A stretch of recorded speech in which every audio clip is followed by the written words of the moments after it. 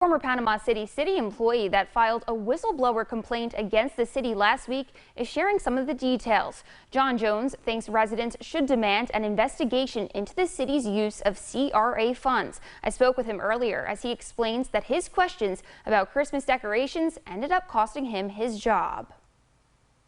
$65,000 worth of decorations is pretty huge when you have a city that is strapped for money right now.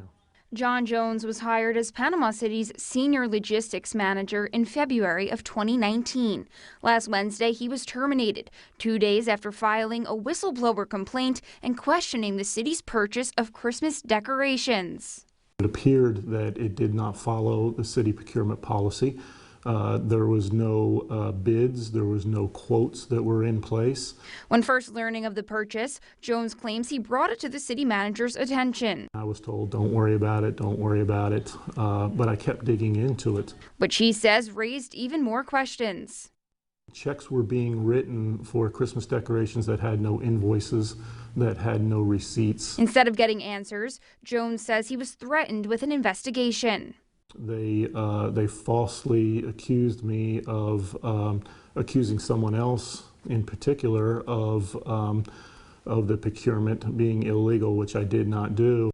Jones continued to seek answers, claiming he soon learned the city used CRA funds to buy the majority of the decorations. Jones says CRA funds are intended to help low-income neighborhoods, and he believes the funds were mishandled.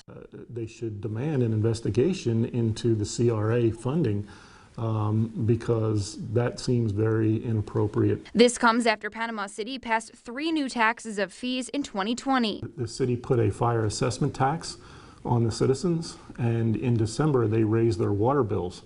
And those two things hurt the low-income community a lot. Last week, Jones says he was invited to share his concerns one last time before the city manager and the city attorney. I laid out the documents, I went over with them, and they immediately fired me on the spot right after I laid it all out for them. While he says he feels betrayed, he believes he did what he had to do. He also says he wasn't the only one concerned with the city's practices. I had a purchasing manager who quit and found employment somewhere else because she felt that the practices there weren't appropriate. At the end of the day, Jones says the city needs to improve their procurement policies and how they treat employees. Panama City officials have declined to talk about the lawsuit, saying they do not comment on pending legal matters.